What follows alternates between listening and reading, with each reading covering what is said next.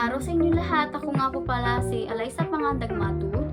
Ako ay kasalukuyang nakatira sa Barangay Datu Ismail sa Dasmariñas, Cavite. Ako ay 23 gulang na at pinanganak ako sa Malangan, Maging Lanao del Sur. Pinanganak ako noong January 15, 2002. Ako naman ay kasalukuyang nag-aaral sa National College of Science and Technology na kasalukuyang 3rd year ngayon na kumukuha sa kursong Bachelor of Science of Hospitality and Management. Ako ay panganay sa 7 magkakapatid kung saan ay 5 babae at 2 lalaki. Bali, ang akin naman pinagkakabalahan ngayong kapag walang pasok o walang ginagawa ay naglalaro ako ng mobile games. Tulad na lang ng Call of Duty. Yun ang aking ginagawa upang malibang ang aking sarili kapag ako'y walang ginagawa. Magandang araw sa inyong lahat at sa vlog na ito ay pag-uusapan natin ang produkto kilala sa mundo ng skincare, ang Perfect Skin Rejuvenating Sets. Isa ito sa mga patok ng rejuvenating sets na sa merkado ngayon, pero tanong ng marami, epektibo nga ba ito at higit sa lahat, ligtas nga ba ito sa kalusugan ng ating balat? Ano ang Perfect Skin Rejuvenating Set? Ang Perfect Skin Rejuvenating Set ay binubuo ito ng ilang produkto na toner, night cream, sunblock, at peeling soap.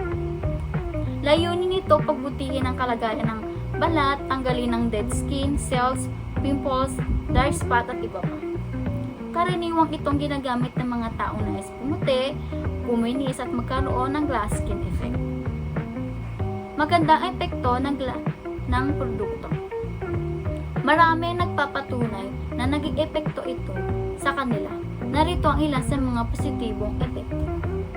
Nakakatulong ito sa pagtanggal ng acne at blackheads, nababawasan ng dark spot at acne scars, nagbibigay ito ng instant glow sa mukha, nakakabawas ng excess oil sa balat. Sa loob lamang ng 1 at 2 linggo, may gumagamit na nakakakita ng pagbabago. Di magandang epekto o panganib, subalit hindi rin natin maikaila na may mga hindi magandang epekto ito, lalo na sa mga may sensitibong balat. Matinding pamumula at hapdi, lalo na sa unang linggo, pagbabalat ng muka na maaaring maging sanhi ng iritasyon, panganib ng overexfoliation kung patuloy na ginagamit na walang tamang pahinga, posible magkaroon ng skin barrier damage sa matagalang paggamit.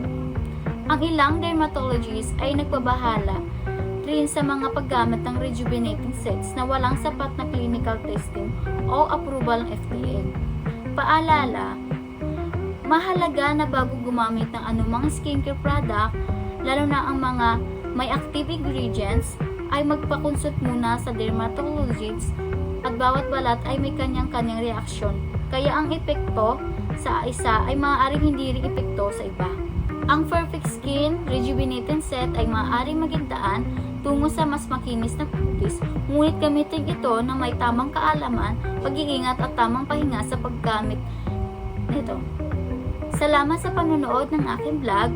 Kung kayo ay may karanasan sa paggamit ng rejuvenating set, i-share ninyo ito sa comment section. Para sa mga susunod na skincare tips at review, huwag kalimutang i-follow ang aking vlog. Bye!